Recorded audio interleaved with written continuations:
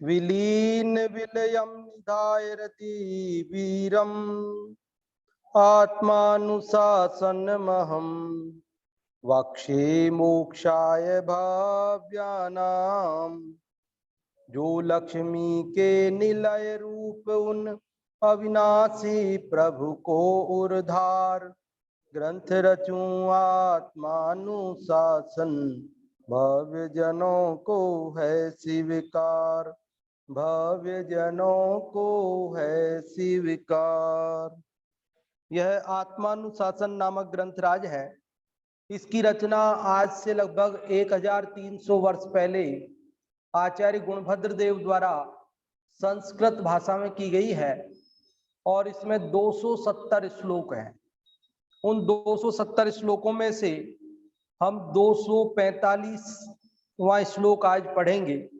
244 कल तक पढ़ चुके हैं।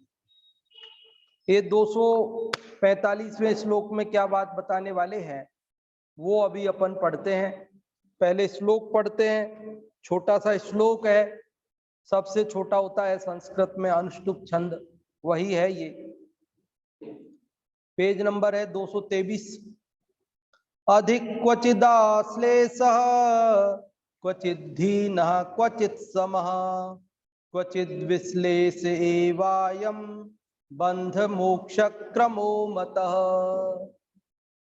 अधिक कर्म बंध है कहीं अधिक अरुहीन, कहीं है कहीं समान, कहीं मात्र निर्जरा, कहीं है बंध मोक्ष का यह क्रम जान। क्या कह रहे हैं? कर्म बंध है कहीं अधिक। संस्कृत से देखें, अधिकः क्वचित आश्लेषः। क्वचित, क्वचित मतलब कहीं, अधिक आश्लेष, आश्लेष मतलब बंध। श्लेष, श्लेष का मतलब होता है चिपकना। गोंद होता है ना, गोंद, उसको बोलते श्लेष, वो चिपकता है। तो ये आश्लेष मतलब बंध, कर्म का बंधन। क्वचित अधिकः, कहीं तो अधिक होता है। क्वचित हीनः, क्वचित धीन, धीन ध दिख रहा है ना, वो ह का ध हुआ है संधि के नियम से। तो क्वचित हीनः, कहीं पर हीन होता है। हीन मतलब कम होता है। कहीं पर तो कर्म का बंधन क्या होता है? अधिक होता है। और कहीं पर कर्म का बंधन क्या होता है? हीन। हीन मतलब कम होता है। क्वचित समः, और कहीं पर बराबर होता है, समान होता है। ना अधिक होता है ना कम होता है, बल्कि क्या होता है? बराबर होता है। किसके बराबर? कहते हैं निर्जरा के। निर्जरा शब्द अभी नहीं आया, लेकिन वो भी लगा लो आप। क्या कह रहे हैं कि कहीं तो कर्म का बंधन अधिक होता है, निर्जरा कम होती है। कहीं पर क्या होता है कि कर्म का बंधन कम होता है और निर्जरा अधिक होती है। और कहीं पर कर्म का बंधन और निर्जरा दोनों समान होती है, बराबर होती है। ये पहली पंक्ति का अर्थ समझ में आया। अब दूसरी पंक्ति, क्वचित विश्लेष एव अयम। क्वचित और कहीं तो विश्लेष, विश्लेष मतलब श्लेष का उल्टा, बंधन का उल्टा, अर्थात निर्जरा। एव मतलब ही। कहीं कहीं तो क्या होता है? केवल निर्जरा ही होती है, बंध होता ही नहीं है। अयम बंध मोक्ष क्रमो मतः। अयम मतलब यह, बंध और मोक्ष का क्रम, मतः मतलब माना गया है, बताया गया है। बहुत सरल श्लोक है, छोटा सा, पढ़ने में भी आसान है और इसका अर्थ भी सरल है। और इसका भाव जो है वो भी अभी हम आपको बताते हैं। देखो अर्थ एक बार फिर से संस्कृत से बोलता हूं, आप सब आसानी से इसको समझ सकते, कठिन नहीं है। श्लेष शब्द का अर्थ क्या है? बंध। और उससे उल्टा विश्लेष, विश्लेष मतलब निर्जरा। तो यहां कह रहे हैं अधिकः क्वचित श्लेषः आश्लेषः, मतलब कहीं तो अधिक बंधन होता है, निर्जरा कम होती है, ये लगा लेना आप, ठीक है। और क्वचित हीनः, मतलब कहीं बंधन कम होता है और निर्जरा अधिक होती है।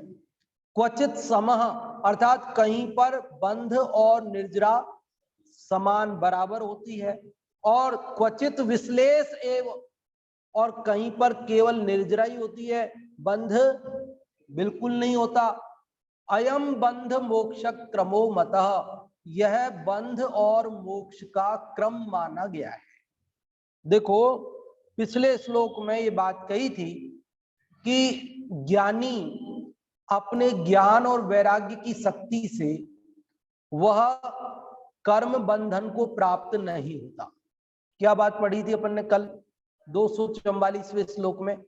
उन्होंने कहा था कि जो जो वस्तुएं पहले अज्ञान दशा में पर पदार्थों से बाह्य पदार्थों से एक मानकर राग करने से जो कर्म बंधन होता था, अब ज्ञान और वैराग्य होने पर वे वस्तुएं ही निर्जरा का निमित्त होती हैं, बंधन का निमित्त नहीं होती है।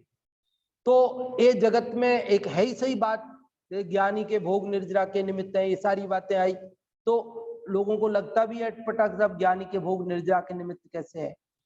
तो ये बता रहे इस 245वें श्लोक में कि देखो भैया, बंधन और मुक्ति का एक क्रम होता है। क्या होता है? देखो बंधन है ना, कर्म का बंधन कब से है? अनादि से है। किस किस को है? मुक्त जीवों को छोड़कर बाकी सभी संसारियों को है, आप और हम सबको है।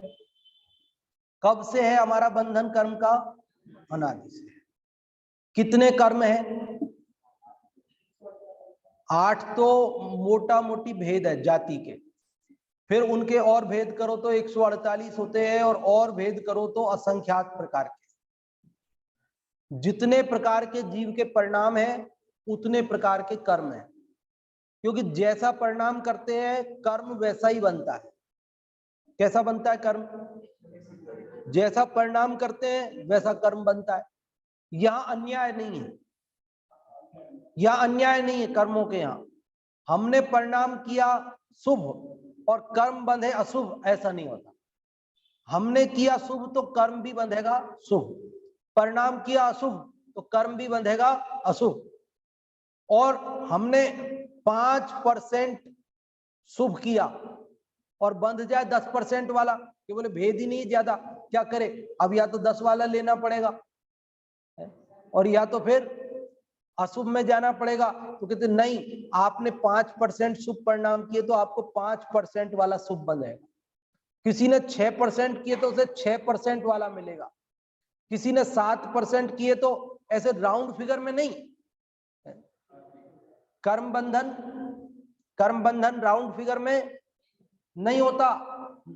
या तो जैसा परिणाम किया उसी जाति का, उसी क्वालिटी का, उतना ही उतनी मात्रा में, उतने समय के लिए उतना फल देने वाला वैसा वैसा कर्म बंधेगा।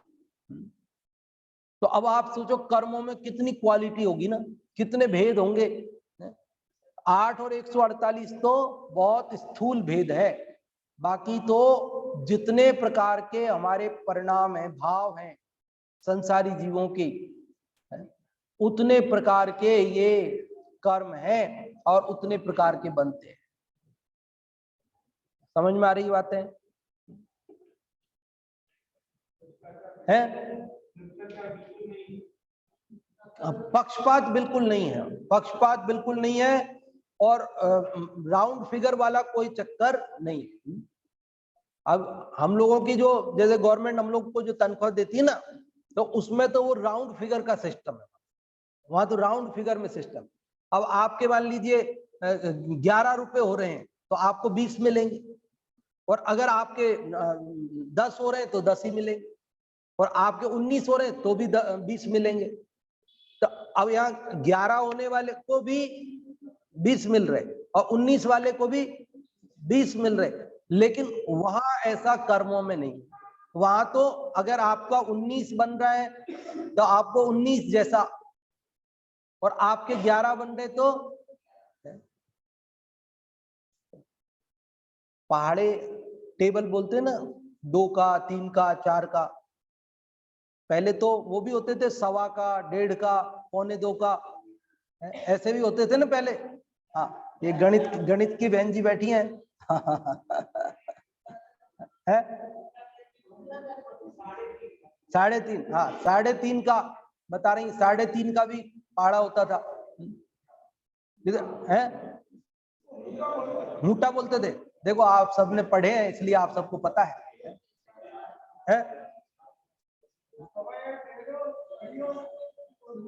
अच्छा, 1.25 या 1.5 ढैया और हूटा, ऐसे ऐसे पहाड़े चलते थे। और इसीलिए पहले के लोग जो है बिना कैलकुलेटर के फटाक से हिसाब कर देते थे। जब कोई चीज 3.5 रुपए किलो है और 4 किलो ले ली तो कितने की होगी? बोले 4 3.5, 4 ऊँटा 14, झट से कर देते गुणा, अब करना नहीं पड़ता। अब आज के लोगों को तो 2 रुपए किलो चीज है और 5 किलो ले रहे तो भी कैलकुलेटर उठाते हैं, 2 गुणा 5 करते हैं और फिर 10, फिर वापस उसको चेक करते हैं और फिर भी मिस्टेक रह जाती है। देखो है क्या, हाँ करते थे। तो देखो अपन अपने को ज्ञानी मान रहे हैं ना, अपने बुजुर्गों को अपन समझते हैं, वो क्या समझते हैं? हम ज्यादा समझते हैं। अरे भैया, उन्होंने भले ही लौकिक डिग्री कम ली होगी, भले ही स्कूली पढ़ाई कम की होगी, लेकिन ज्ञान तो आत्मा का है, वो कहीं गया थोड़ी है। ज्ञान तो आत्मा का है ना, तो वो तो उनमें भी था। वो उस ज्ञान का अलग ढंग से उनके उपयोग कर लेते थे और अभी आप अलग ढंग से कर लेते हो। बाकी ज्ञान तो सब में पहले भी था, नहीं था तो पहिए का आविष्कार हुआ कि नहीं हुआ? पहिए का आविष्कार, तभी तो चमत्कार सारा युग। हाँ हाँ, जवानी याद रहते थे टेलीफोन नंबर, और अब खुद के टेलीफोन नंबर भी याद नहीं रहते। कोई पूछे आपका नंबर तो बोले अच्छा भाई देख के बताता हूँ, देख के बताता हूँ। अब अगर कहीं फोन खो जाए ना रास्ते में, कहीं फोन गिर जाए तो आदमी ये भी कहीं घर पे भी फोन नहीं कर सकता है, नंबर ही याद नहीं कोई से, ऐसी स्थिति है।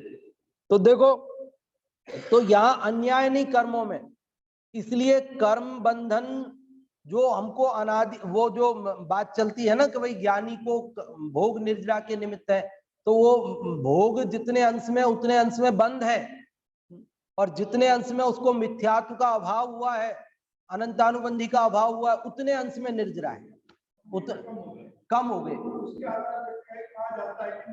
निर्जरा हो गई। तो इसलिए यहाँ कह रहे हैं कि ये बंधन से छूटने का क्रम है। क्या है बंधन से छूटने का क्रम? कि जब जीव निर्जरा की ओर बढ़ता है तब क्या क्रम बनता है, वो क्रम बता रहे इसमें। कि जब उसको सम्यक दर्शन नहीं था, मिथ्यात्व दशा में था, तो पहली स्थिति बनती थी क्या? अधिक क्वचित आश्लेष, कि कर्म बंधन अधिक होता था। मिथ्यात्व दशा में क्या होता था? कर्म का बंधन अधिक होता था और निर्जरा बहुत थोड़ी होती थी। उसके बाद चला तो क्या हुआ कि जब उसको सम्यक दर्शन हुआ तो अब क्या हुआ कि उसको निर्जरा भी चालू हो गई और बंधन भी है, तो दोनों बराबर स्थिति है लगभग। मोटा मोटी समझना, कर्मणान योग के जो सूक्ष्म भेद है वो समझ लेना अलग। यहाँ तो मोटा मोटी समझने के लिए एक तरीका बता रहे हैं कि बराबर हो गया, मतलब जितने कर्म बनते उतनी वो निर्जरा भी करता जाता है। फिर व्रती हो गया, आगे गुण स्थान बढ़ा उसका, तो फिर वो क्या करता है कि अब उसको कर्म की निर्जरा ज्यादा होने लगी और बंधन थोड़ा होने लगा। 3 स्टेप हो गई। पहली स्टेप में क्या था? मिथ्यात्व दशा में कि कर्म का बंधन तो था ज्यादा और निर्जरा थी थोड़ी सी। फिर सम्यक दर्शन हुआ, चौथा गुण स्थान आया, तो क्या हुआ? कर्म का जितना बंधन होता था उतनी ही अब निर्जरा करने लगा, बराबर हो रहा है। ठीक है। अब जब व्रत आ गए, गुणस्थान बढ़ गया, तो अब क्या हुआ कि बंधन तो रह गया थोड़ा सा और कर्म बंधन की निर्जरा होने लगी ज्यादा। अब और आगे बढ़ा और 12वें गुण स्थान में पहुंच गया क्षीण मोह। अब क्या होता है कि अब तो बस निर्जरा ही होती है, बंधन नहीं होता। अब क्या होता है, अब तो केवल निर्जरा होती है, अब बंधन नहीं होता। क्यों? क्योंकि क्षीण मोह हो गया ना, अब क्षीण कसाय हो गया, वह कसाय नहीं बची, मोह नहीं बचा, इसलिए अब बंधन नहीं होता, अब निर्जरा ही होती है। तो ये बंधन से छूटने का क्रम है, 4 स्टेप में बताया है यहां पर। पहला स्टेप क्या, अब ये मिथ्यात्व वगैरह तो अपन ने क्या समझने के लिए ले लिया है ना। यहाँ टोडरमल जी ने भी भावार्थ में वो उदाहरण दिया है, इसलिए अपन ने भी ले लिया। लेकिन करुणान योग की सूक्ष्म अपेक्षा से जैसा है वैसा समझना। लेकिन समझने के लिए अपन ने, जैसे मिथ्यात्व दशा में कर्म का बंधन अधिक और निर्जरा कम, जब सम्यक दर्शन हुआ अविरत सम्यक तो चौथा गुण स्थान, तो क्या जितने कर्म बनते थे उतनी ही वो निर्जरा करने लगा, बराबर हो गया। बराबर तो हो गया, लेकिन अभी नए के बराबर, पहले के पड़े उनका क्या होगा। तो मुक्त जाने वाले जीव को तो और आगे बढ़ना पड़ेगा, इसलिए वो क्या करता है, जब उसका गुणस्थान बढ़ता है, वो 6ठा 7वां 5वां गुणस्थान आता है, तो फिर वो क्या करता है कि उसके निर्जरा अधिक होती है और बंधन थोड़ा होता है। और उसके बाद जब क्षीण मोह गुणस्थान में पहुंचता है, तो वहां क्या है, निर्जरा ही निर्जरा होती है, बंधन होता ही। ये मुक्ति का विधान है, क्योंकि जब निर्जरा ही निर्जरा होगी, बंधन होगा ही नहीं, तो फिर क्या होगा, फिर तो अल्पकाल में मुक्ति होगी। ये क्रम है इसका। देखो अब हिंदी वाला पढ़ते एक बार। कर्म बंध है कहीं अधिक अरु हीन, कहीं है कहीं समान, कहीं मात्र निर्जरा, कहीं है बंध मोक्ष का यह क्रम जान। देखना वो बिंदी का कमाल है, कहीं है कहीं, कहीं नहीं, कहीं नहीं। अगर बिंदी नहीं हो तो क्या हो जाएगा, कहीं। यो कहते निर्जरा कहीं है, तो कहीं नहीं कहीं। अभी यहां कहीं की बात चल रही, कहीं तो है ही जिनेंद्र भगवान ने, कहीं तो, लेकिन ये यहां पर कहीं बिंदी है, और उस बिंदी से ये अर्थ का अंतर आता है। कहीं में और कहीं में दोनों में अंतर है कि नहीं। कहीं तो मतलब किसी ने कही, बोली, और अंग्रेजी में क्या बोलते, टोल्ड। और कहीं, कहीं मतलब किसी जगह, कोई प्लेस, कोई स्थान। तो कोई स्थान मतलब गुणस्थान परिपाटी में जो मिथ्यात्व गुणस्थान है, वहां कर्म का बंधन अधिक है। ऐसे क्रम बताया इसका। देखो एक क्रम क्यों बताया, ऐसा क्यों बताया बाबूजी, ऐसा क्रम क्यों बताया उन्होंने, इसलिए बताया कि देखो एक क्रम को नहीं समझेंगे तो हमको बहुत कंफ्यूजन खड़े होंगे। जैसे ही वो सम्यक दृष्टि हुआ और जितना बंधन होता था उतनी निर्जरा करने लगा, तो उसकी बढ़ाई करने के लिए कहा अब तो उसको निर्जरा होती है साहब। तो अब कोई कंफ्यूज हो जाए, अभी कहाँ निर्जरा चालू होगी साहब, अभी व्रती नहीं है, कि भैया जितनी हो रही है उसको मुख्य करके कहा है। और जब व्रती हो गया तो अब कहते अब तो बहुत निर्जरा हो रही है, कि हाँ हो रही है, तो उसका उसका उसकी अलग पद्धति है, उसकी अपेक्षा सम्यक दृष्टि को कम हो रही है, और क्षीण मोह होने पर निर्जरा ही निर्जरा होने लगी। तो ऐसा उसका क्या है, क्रम है। और क्रम इसलिए भी बताया, किस लिए बताया, कि कोई बड़ी चीज होती है ना, कोई बड़ी चीज, कठिन काम, बड़ा काम, तो उसको बताते हैं कि देखो भाई तुम थोड़ा थोड़ा थोड़ा थोड़ा थोड़ा थोड़ा थोड़ा थोड़ा थोड़ा थोड़ा थोड़ा थोड़ा करोगे तो आखिरकार पूरा हो जाएगा, घबराओ मत, चिंता मत करो। क्या समझ में आई बात। जैसे किसी पे 10,000 रुपए का कर्जा है, क्या है, 10,000 रुपए का कर्जा मजदूर ने ले लिया बेचारे ने, अब उस पे चुकता नहीं वो, और 10,000 रुपए कभी बेचारे के पास आते ही नहीं है, चुकाए कैसे, घबराता है वो, अब मैं कैसे चुकाऊं, मेरे पास इतने पैसे नहीं, मैं कैसे चुकाऊं।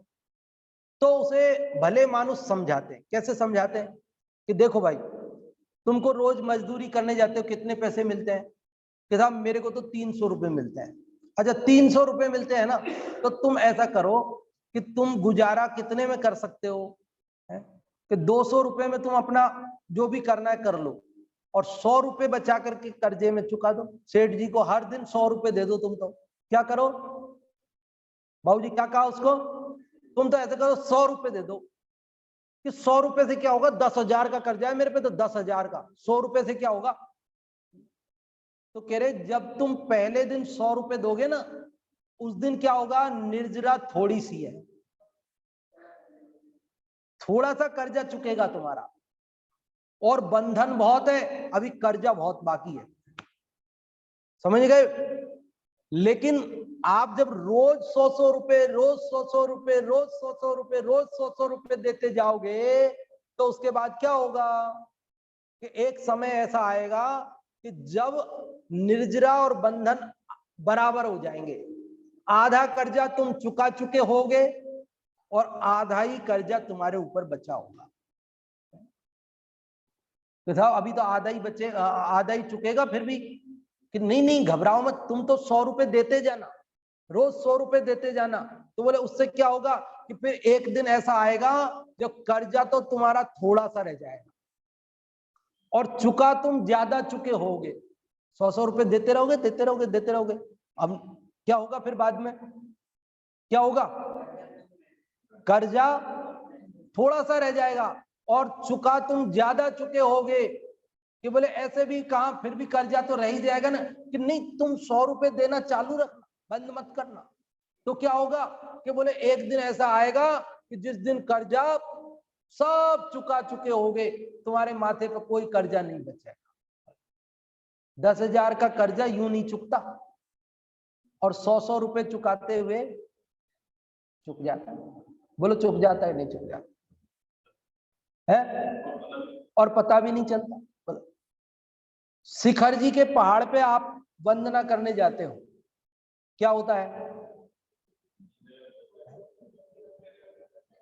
कई लोग पहली टॉप पर भी पहुंचते नहीं, उससे पहले घबरा जाते हैं, और ये इतना बड़ा पहाड़, हमने तो सुना है वो चंदा प्रभु जी की टोंक तो बहुत ऊंची है, और पारसनाथ की टोंक तो सबसे लास्ट में आती है। हम कैसे ये वंदना करेंगे, अब हमसे नहीं होगी साहब, हमसे नहीं होगी, घबरा गए। फिर वहां जाने वाले साधर्मी लोग क्या कहते हैं, अरे तुम अब क्या है, तुम तो चलते रहो, ये आ गया, ये आ गया, चलो चलो चलो, कि अभी तो यही आया, कि नहीं नहीं तुम चलो चलो, पीछे मत देखो, चलते रहो, तुम तो चलते रहो। अरे तुमसे भी कमजोर लोग जा रहे हैं, तुमसे भी ज्यादा उम्र वाले जा रहे हैं, चलते रहो चलते रहो। और फिर क्या होता है कि चलते रहते हैं, चलते रहते हैं, चलते रहते हैं, तो आखिरकार वंदना पूरी हो ही जाती है। तो ऐसे ही किताब मेरे अनादि का कर्म का बंधन है, असंख्यात कर्म बंधे पड़े हैं, अब कैसे निर्जरा होगी, कैसे मुक्ति होगी, कि घबरा मत, घबरा मत। ये बंधन से छूटने का क्रम है। कहीं बंधन अधिक है, निर्जरा कम है, कहीं पर बंधन और निर्जरा बराबर हो जाती है, और कहीं पर बंधन थोड़ा रह जाता है, निर्जरा अधिक होने लगती है, और फिर ऐसी स्थिति होती है कि निर्जरा ही निर्जरा होती है, बंधन नहीं। आज हमारे वो सुरेश जी भाई साहब नहीं बैंक में काम करते थे, और वैसे आप लोग भी जानते हैं, लोन तो सभी लेते हैं ना बैंकों से अपन लोग।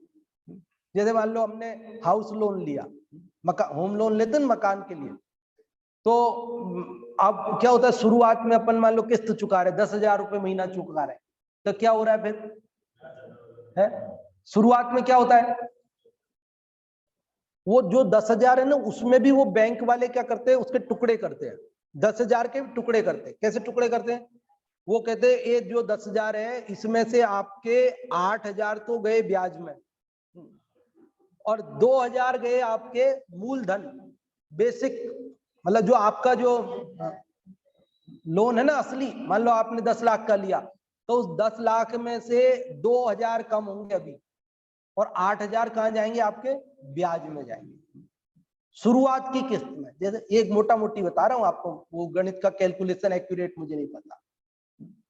फिर जब चुकाते रहते 15 साल का लिया मान लो, 5 साल निकल गए, फिर धीरे धीरे क्या होता है, तो ब्याज कम होता रहता है उसमें और मूलधन बढ़ता रहता है। फिर 10,000 में से कि साहब अब क्या हुआ, कि बोले अब तुम्हारे क्या हो रहा है कि 8,000 तो तुम्हारे मूलधन में जा रहे हैं और 2,000 तुम्हारे ब्याज में जा रहे हैं। और फिर लास्ट में स्थिति क्या आती है, सब बराबर हो गया, कुछ नहीं बचा, चलो ब्याज भी नहीं बचा, मूलधन भी नहीं बचा, सब बराबर हो गया। अब शुरुआत में तो घबराता है कि कैसे पार पड़ेगी, कैसे पार पड़ेगी, कैसे चुकेगा, कैसे चुकेगा, लेकिन थोड़ा थोड़ा थोड़ा थोड़ा थोड़ा थोड़ा करते करते वो चुक जाता है। तो यहाँ कह रहे भैया घबराओ मत, अनादि से कर्म बंधन है, मत घबराओ, तुम तो निर्जरा के मार्ग पे बढ़ते रहो, और धीरे धीरे क्या होगा कि ऐसी दशा आएगी कि तुम पूर्ण निर्जरा को, मुक्ति को प्राप्त हो जाओ। इसका अर्थ पढ़ते हैं, देखो समझ में तो आ गई ना बात।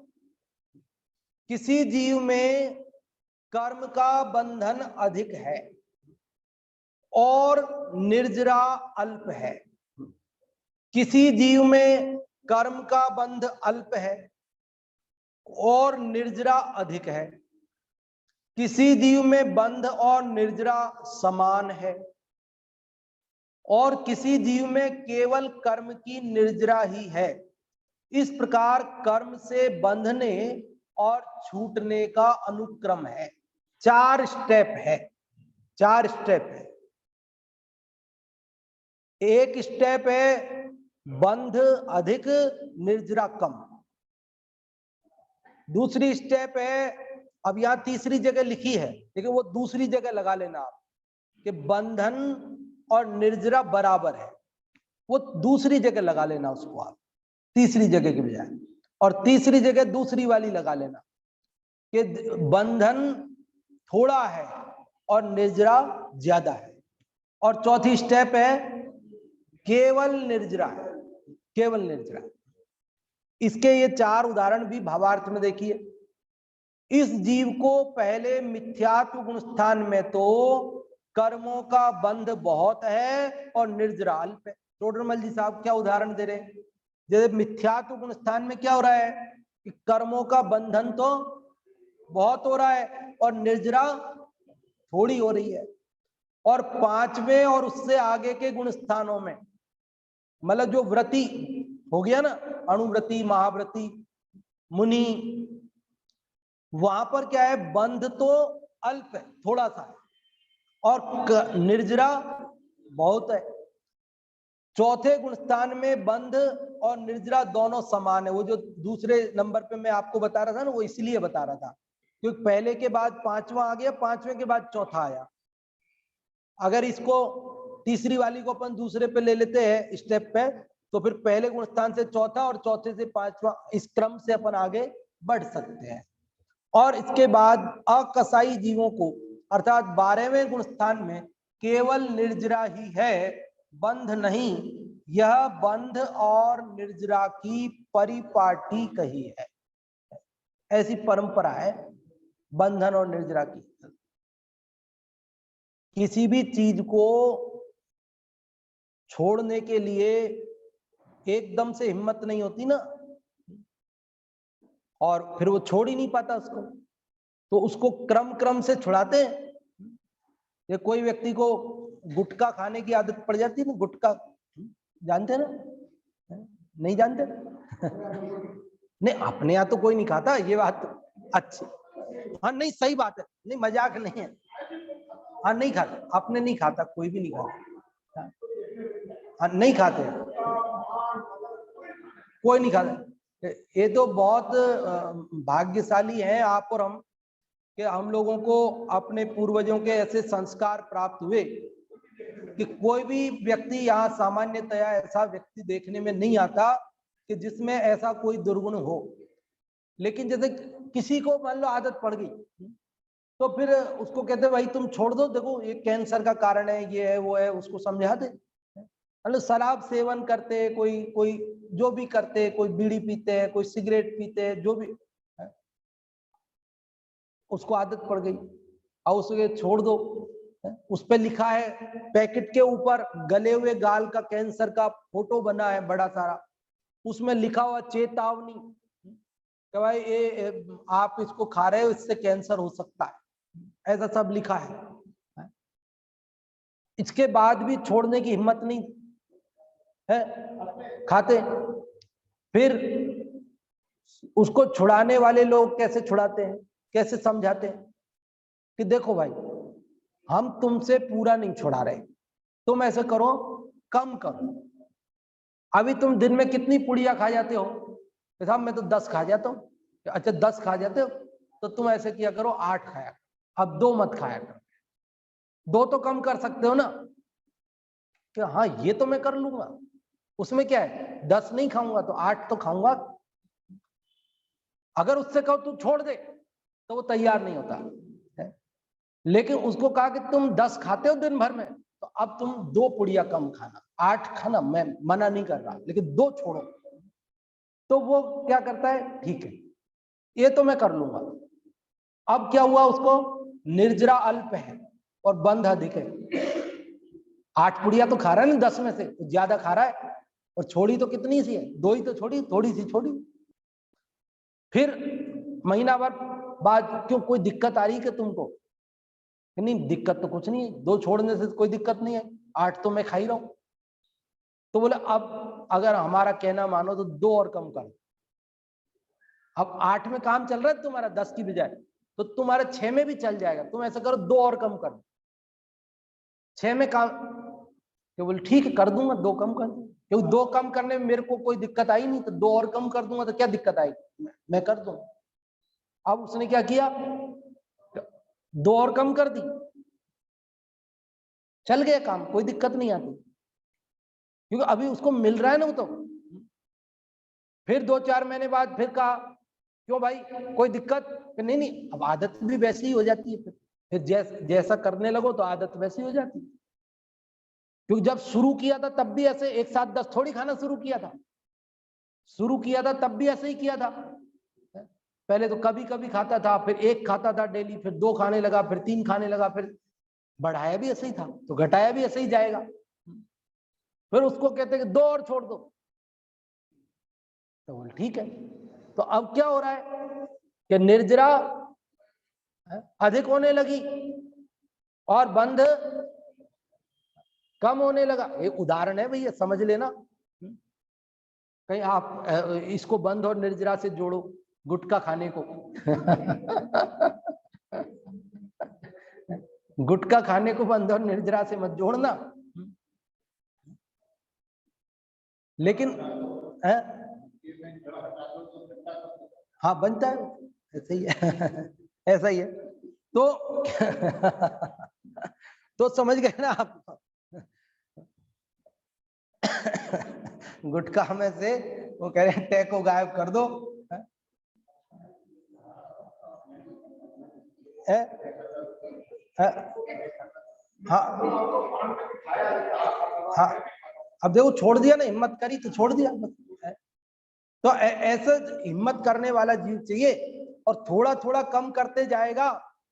तो अब 4 में कोई दिक्कत नहीं आ रही, क्योंकि शरीर को आदत वैसी पड़ जाती है। फिर 2 और कम कर दिया, अब बोले तुम इसको भी छोड़ दो यार, इसको भी छोड़ दो।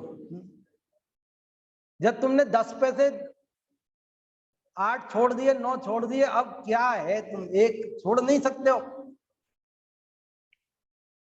कहा छोड़ दूंगा। अब हिम्मत आ जाती है इसको कि जब मैंने 10 में से 9 छोड़ दी और मेरे को कोई तकलीफ नहीं हुई, तो 1 छोड़ दूंगा तो क्या फर्क पड़ जाएगा। अब उसको हिम्मत बन जाए और फिर वो उसको भी छोड़ देता। ये क्रम है छोड़ने का, ये क्या है, क्रम है ये। वो समाधि वाले प्रकरण में भी, संलेखना वाले में भी यही है कि वो भोजन कम करते जाते ना, कम करते जाते, एक साथ नहीं छोड़ते।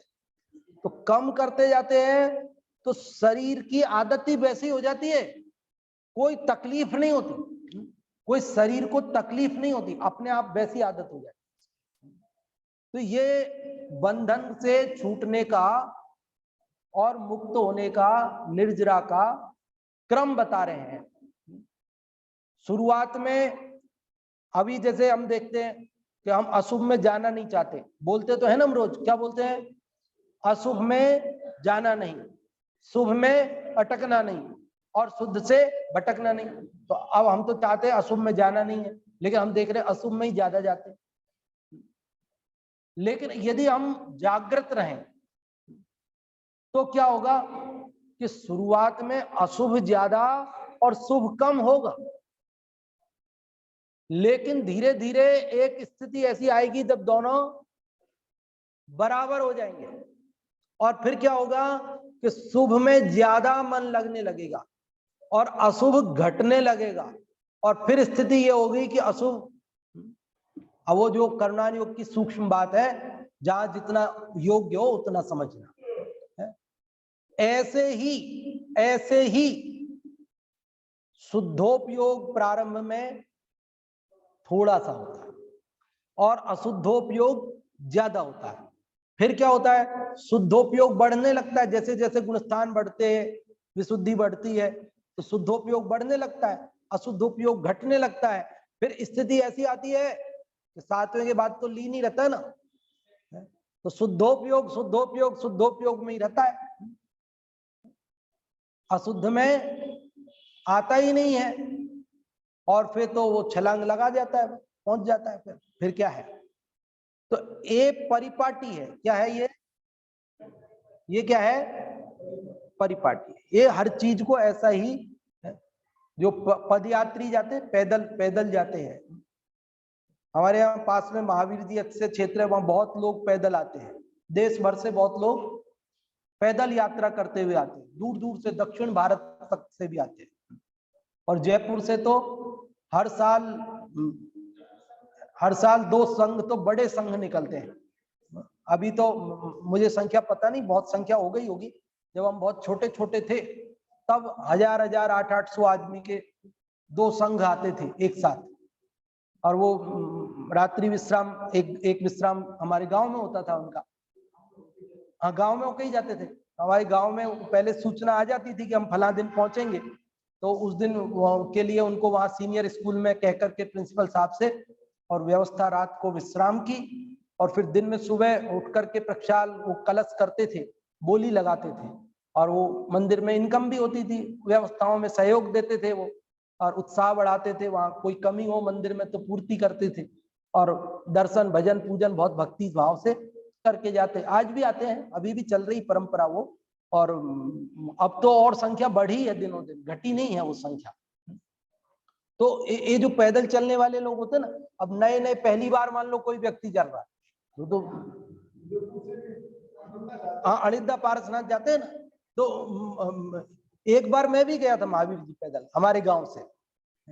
तो वो हालांकि हमारे यहाँ से तो क्या 30 किलोमीटर है, लेकिन हमारे गांव के लोग बोले दूर दूर से तो पैदल आते हैं और अपन यहाँ पास की पास में नहीं जाते। तो बोले अपन भी चलेंगे। मैंने कहा चलो भाई। तो सुबह चले गए 6 बजे और पहुंच गए 3-4 बजे हम लोग। बीच में एक जगह थोड़ा स्टॉपेज कर लिया है, शिखर जी की वंदना जितना हो। हाँ, ये पैदल ही जाना, समतल में ही जाना, समतल। तो शुरुआत में तो कोई नया व्यक्ति तो घबराता है, और कैसे जाऊं, 1-2 किलोमीटर 4 किलोमीटर के बाद थक जाता है, क्योंकि डेली में काम नहीं पड़ता ना पैदल चलने का, आजकल तो तुरंत गाड़ी उठाते हैं। तो धीरे धीरे वो उसको कहते भैया रास्ता जितना चल रहे उतना घट ही रहा है, जितना बढ़ रहे हो घट रहा है, तो घटता जाता है, दूरी घटती जाती है, बढ़ता जाता है। तो ऐसे ही बंधन घटता जाता है, निर्जरा बढ़ती जाती है, और एक समय आता है कि जब बंधन बिल्कुल नहीं होता और निर्जरा ही होती है और मुक्ति होती है। यही परिपाटी है। तो आप और हम सब भी इसी परिपाटी से क्रमशः बंधन का अभाव कर निर्जरा की वृद्धि करते हुए और मुक्ति को प्राप्त करें। इस मंगल भावना से अभी की बात को विराम देते हैं और अगले श्लोक में भी जो निर्वाण की निर्जरा की चर्चा है, योगी कौन, इस प्रकार से उसका शीर्षक बना करके करी है। कल आपकी छुट्टी रहेगी, छुट्टी से मतलब यह है कि मैं नहीं आऊंगा, आपको स्वाध्याय करना है और परसों वापस मैं मिलूंगा। हाँ जी, जिनवाण स्तुति करेंगे अपन।